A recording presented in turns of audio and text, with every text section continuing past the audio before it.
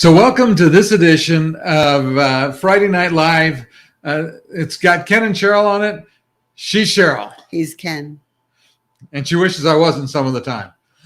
But so we're glad to have everybody. I do have a question for you to get us started today. Where are you watching from? So do me a favor, even if you're not watching it live, you're watching the replay, put in the comments where you watch the show from. We're always interested in seeing where our friends are joining us from.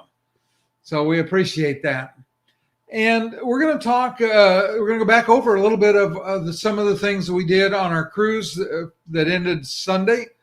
And then we're leaving a week from tomorrow to go to Barbados and to do some of these same islands again. So we're looking forward to it. To start with, though, we're going to talk about Aruba. I promise this isn't going to be all slideshow, but I did bring up some pictures. So we're going to talk about Aruba. And this is the California Lighthouse. It's one of the top tourist attractions on Aruba. But I will say this about it is that I don't do what I made. Don't make the mistake I made. Hi, Pam. How are you doing? Nice to have you with us, as always, from Canada. Anyway, let's take it away. Okay. Because I decided, and to put it in perspective, I'm not a young person. If you can't tell by the gray hair and the wrinkles and all of those things, I'm not a young person. And I'm not particularly in shape unless you consider round a shape. And I consider round a shape. But I decided I would climb that. It's about 100 feet, or a little bit less. I think it's 90 plus feet tall. And I will say this about it. It was a long ways to the top. Yeah. Hey. And so I made the mistake. I climbed it. And then in a minute, I'll show you another picture. Actually, let's just pop up another one here. This is what Aruba looks like, by the way. And just in case you didn't believe me when I told you, this was a picture from Aruba near the lighthouse. And you can see it's mostly cactus, prickly pear, tall cactus. There's four types of cactus that grow there naturally. It's they only get about 20 inches of rain a year, I think they said. Yeah, it's pretty dry, and it looks it. But I decided to buy Cheryl a new car, so you can see the car we bought her. Now, this is a place we stopped, and you can't see it, but across the street from here was a huge rock that had steps up it. I climbed that too. For the rest of the cruise, I could barely walk. So just be advised that there is a lot of climbing you can do, but it doesn't mean that you should do it. Let's see what we got here. Oh, so this is what the water on Aruba looks like. Underneath the dark things you see are coral and seagrass growing. It is just a fantastic place to visit. We really enjoyed it. I think I have one more picture. Oh, yes, we do. One more picture. This is in one of the towns there in Aruba, some street art. And I took a bunch of pictures, but I thought these two were a good example of what this artist does. And this whole area of town is filled with the street art. So it's really quite something to see. And we liked Aruba, I thought, a lot, didn't you? Yeah, the street art was not near the port. You'd have to get a tour or a taxi to go to that town there. Okay. And this is Bonaire now, right? We're going to go to Bonaire here in just a second. I just had to share this. And Pam, it's not nice that you talk about the way I look, okay? Mm-hmm. Please don't. But we had a really good time. We didn't do any beach on this tour. The one coming up, I suspect we're going to do beach because we're going to go back to Aruba. We're going back to Bonaire. We're going to go to Curacao, which we didn't on the last trip, and we're going to go to Grenada. And if we can get permission, we're going to actually go scuba diving on an accessible scuba diving boat in Grenada. But that all depends on what the government will let us get by with. And on Bonaire and Aruba have extremely similar climates, but you'll notice that Bonaire here has. I just want to give everybody a warning. If your subscribe button is red, you really need to press it. It's an emergency because it means you're not subscribed to the channel. Anyway, Bonaire has. At one time, Bonaire and Aruba had nearly all of the trees. A lot of the native trees had been eradicated. They'd been used for buildings, for boats, for everything. Now, Bonaire has been, they made a huge conservation area there, and they've been the whole island. And the trees are all the trees on the island are have to be preserved. You're not allowed to remove them. And so you'll see that they have the same cactus, the 4 cactus, but they also have other trees.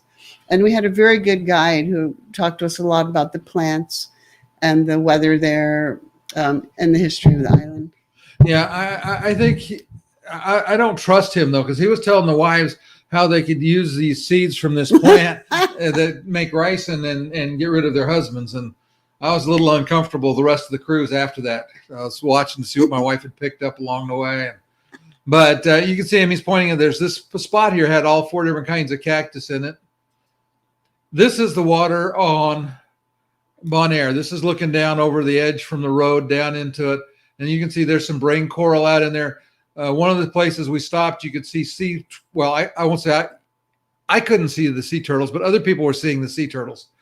I didn't have my good glasses on, evidently, but the water is just incredible. And really the whole island is preserved. We really liked Bonaire a lot. And all the beaches that you would use or the water access is all on the western side of the island. The eastern side is too rough. And we talked a little bit about the salt mines. This is the salt crystals they harvest. I didn't want to make this a full slideshow, but on the island they use huge earth-moving equipment to harvest salt, and it's these great big crystals. They are far and away the largest salt crystals I'd ever seen. He gave us samples. They were also picking up samples to take home for their families because it's good to use on the table. Let's see what else. And this was the van that lifts the wheelchairs and scooters up. And so there was plenty of room. There was 4 of us plus our 2 guides. Yeah, and really nice space in it. This is the Carnival Horizon, and this is looking from a place they call Donkey Beach. It's maybe 2 miles from the cruise port. It's just a nice public beach. We're probably going to go there and maybe get in the water. Because like I said, we didn't get in the water on shore. Well, I take that back. We got in the water at our next stop. And I think that's where we're going to wind up with here. So let's see. Yeah. This is Amber Cove. Yeah, Amber Cove has a really nice pool there. And you can see this is kind of part of the lazy river there. And there's like 2 large sections of the pool. The one is on the other side of that bridge. This is one of the lazy sections. And so it's connected by a big circle of a lazy river. And I kind of floated and half swam around it. And it took a while. It's pretty big. It's a beautiful pool. The whole area looks like that. The whole port at that particular spot looked like that. And then you'll see that's a lift to get into the pool, and it's on wheels, so you can so it can be moved to whatever part of the pool you wanted to get in or out of. Or if you get to one part of the pool and then you're too tired and you can't get back, they can roll it fairly close to you and get you out. There's also, it's a walk-in section is how I went in and out. But I guess if you got too tired in the deep section, or if they had a problem, something happened, they couldn't walk in. You could get out. Yeah. And what I want to say, and the reason I chose this picture in particular is because it's the only cruise port we have seen in all of the Caribbean that we've sailed in that had a pool with a lift other than the private island for Royal Caribbean. So it's a real rarity. There's a lot of shopping, and there'll be videos on all of these things. I'm working on all of them. Yeah, and this port's extremely accessible. The only part that's not is that if you look up above there in the picture, that's a bar that has a beautiful, evidently it's supposed to have a beautiful view from up there of the port, but we didn't go up there. You have to take quite a few steps to get up there. Yeah, and I probably could have gone up there, but I didn't. I just wasn't set up where I was physically able to make the trip up the hill. And that port had very nice, accessible restroom. The restroom was actually part of the regular ladies' room had an accessible spot, and it was plenty big to get your wheelchair or your scooter in and out. Yeah, and the same thing on the men's side as well. Nice, accessible restroom. like I said, the port was just almost perfectly flat. It's a long walk in, but Cheryl had the scooter, so it was a piece of cake. There was a lot of different shops there, more shops than usual. There's a restaurant just to the left of that bridge. You can see the top of it. There's a restaurant there, so you could get food. We had food on the ship, so we were of the why spend money for food when we have free food. We did swim and play in the water for a while, and then we just went back on board. And we decided not to burn up. So there was actually quite a few shady spots. There's also a lot of mostly sunny spots, but there are trees scattered about, and where the chaise lounge are. I know there's a lot of lounge chairs, and there's a child's water area there also. So it's a very nice port. Yeah, and they'll bring. You can rent umbrellas if you're going to stay there in the pool. Like I said, we just went back on the ship after a while, but we had a good time, enjoyed it. So I mentioned at the start, we talked about the challenges we had, and it was interesting. And just to go back to the way they dealt with the COVID, because there were 12 of us traveling together. They only tested the person who came down with COVID's roommate. They tested negative, so the person that had COVID got basically put in quarantine. She stayed in quarantine. Like I said, it was a challenge because they didn't do a good job of communicating. And I actually have a conversation with Carnival tomorrow about some other issues, but I'm going to mention that is that they could have done a better job of communicating. I'm pretty sure they thought they were clear, but in my conversation with them and in her conversation, it was definitely not clear about what the process was going to be when we got to port in Miami. And that's obviously, one of those things that's a little bit of concern. Yeah, because they kept her in quarantine from the time she had the positive test until she got off the ship. Yeah, but they did provide food. One of the things I'm going to work on is work to see what I can get her in the way of credit, because the Carnival website indicates they may provide future cruise credit. So I'm going to work on that. It's one of my projects for next week. Like I said, it has been a busy week because having been gone 10 days and then turn around and trying to get ready to leave, and we leave next Saturday. Yeah, a week from tomorrow. So it was a very short turnaround. So anyway, that's what happened with COVID strikes. I did have some announcements, a couple of things.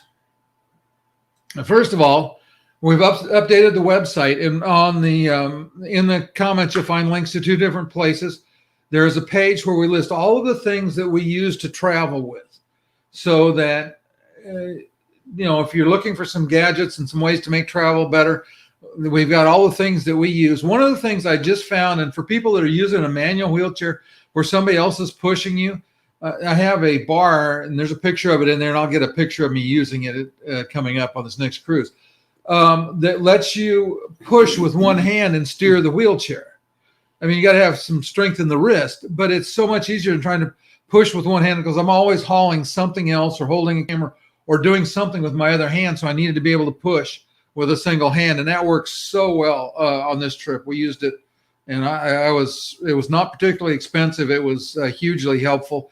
So that's on there. We've got a bracket that you'll see on the next one, because we'll be back in her wheelchair to mount the camera to. There's a lot of very useful tools there. So that's one of the things that's updated on the website. The other thing that we've started, and I mentioned it in the Facebook group, is I'm building a directory. Right now I have 12 entries, which is not a lot, but I expect very quickly to be over 100 entries on a directory of people that provide accessible travel globally. This is going to wind up being a global directory. I already have people from Bonaire. I have people from Italy. I've got people from the U.S., just a variety of different places, and we're working on adding. I think I have 13 conversations next week on my calendar with people that'll be either participating in the directory, or they'll be doing an interview with me, or both. So we've got a lot of things coming. You'll have a new video out tomorrow. We're doing a video, releasing a video that we did about Theater of the Seas. It's the dolphin show, and so that'll go live tomorrow. So if you like dolphin shows, and again, the Theater of the Sea in Isla Morada is completely accessible. We were just so pleased with our time there. It was a great place to visit. Let's see what else. Anything else? Oh, do me a favor in the chat. If you have any questions about Barbados, about any of the islands we're going to visit, or if you have any other questions, things that you'd like to see us cover in a video, do me a favor, put it in the comments so that we can try to make sure that we address what you guys are interested in. Like I said, Barbados, we're going to spend 5 days there after the cruise, sightseeing on Barbados. I've been told that Barbados is very wheelchair friendly, including public transport. So we'll probably see us doing a lot of different things just to see how easy it is to get around in Barbados. We got a short show tonight. I don't like to keep you if I don't have anything more to say. I appreciate everybody that's joined in live. I appreciate the people that will be watching on the replay. Do me a favor, if you haven't done so, hit the like button also, because that lets YouTube know there's stuff that's valuable and useful here.